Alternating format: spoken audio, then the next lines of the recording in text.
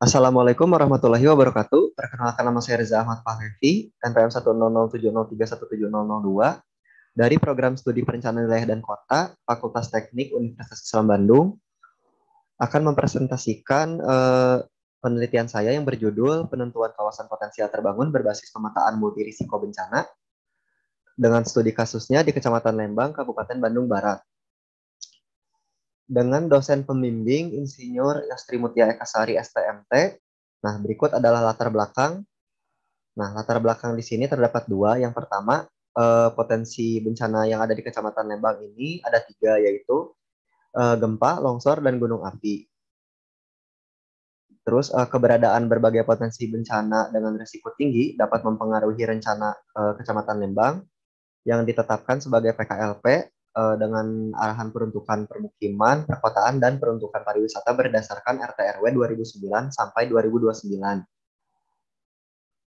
Nah, untuk rumusan masalah di sini bagaimana penentuan kawasan potensial terbangun berbasis pemetaan multirisiko bencana di Kecamatan Lembang dengan tujuan menentukan kawasan potensial terbangun berbasis pemetaan multirisiko bencana di Kecamatan Lembang yang memiliki sasaran untuk mendeskripsikan wilayah mana saja yang termasuk ke dalam kawasan potensial terbangun berbasiskan peta multirisiko bencana.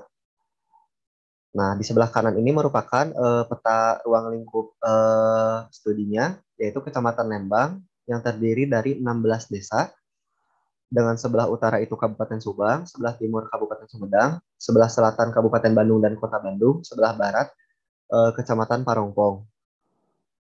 Metodologi penelitian yang pertama adalah kerangka pemikir. Kerangka pemikir di sini bermula dari analisis indeks risiko per masing-masing bencana, yang kemudian dilanjutkan dengan AHP Expert Choice untuk penilaian presentasi prioritas bencananya. Dilanjut perhitungan multirisiko bencana. Dilanjut dengan perhitungan DDPM yang di-overlaykan dengan hasil perhitungan bencana, maka dapatkanlah kawasan potensial terbangun berdasarkan multirisiko bencana. Nah, untuk metode pendekatannya yang menggunakan metode campuran dengan pendekatan multirisiko bencana. Nah, untuk metode pengumpulan di sini menggunakan primer dan sekunder, yang dimana primer ini berasal dari wawancara dan observasi, sedangkan sekunder berupa studi literatur, kebijakan pemerintah, serta dari internet. Lanjut ke hasil dan pembahasan.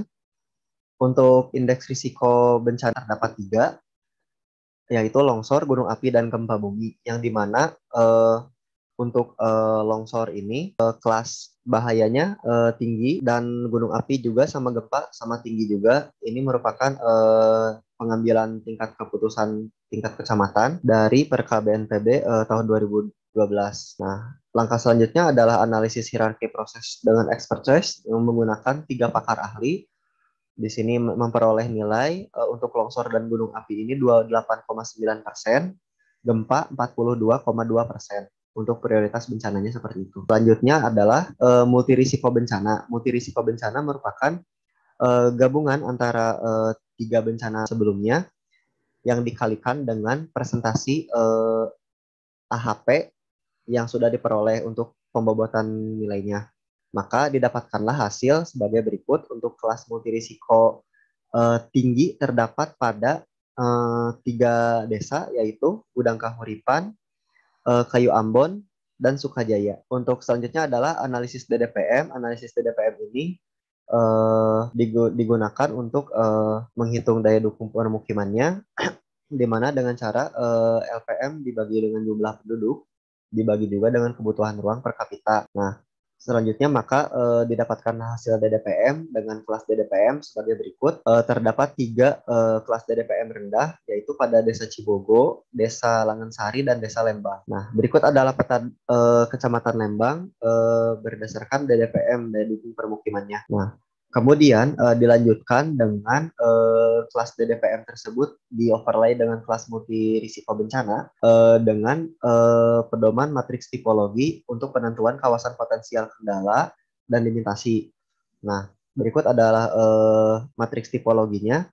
Sebagai contoh salah satunya yaitu ketika kelas DDPM rendah bertemu dengan kelas multirisiko tinggi, maka akan didapatkan kawasan limitasi. Nah, berikut adalah peta DDPM berbasis multirisiko bencana, di mana di sini terdapat kawasan potensial, kendala, dan limitasi. Nah, untuk kawasan potensial tersebut merupakan kawasan yang nantinya baik untuk dikembangkan atau dibangun gitu. Nah, kesimpulannya adalah dari 16 desa tersebut terdapat 3 desa dengan tingkat risiko yang tinggi, yaitu Gudang Kahuripan, Desa Kayu Ambon, dan Desa Sukajaya. Sedangkan pada hasil analisis DDPM terdapat 3 desa yang perhitungannya itu tidak dapat dikembangkan untuk atau tidak dapat dibangun, yaitu Desa Cibogo, Desa Langgensari, dan Desa Lembang. Nah, berdasarkan matriks tipologi, maka didapatkanlah hasil saran seperti ini pada hasil overlay antara DDPM dengan multirisiko bencana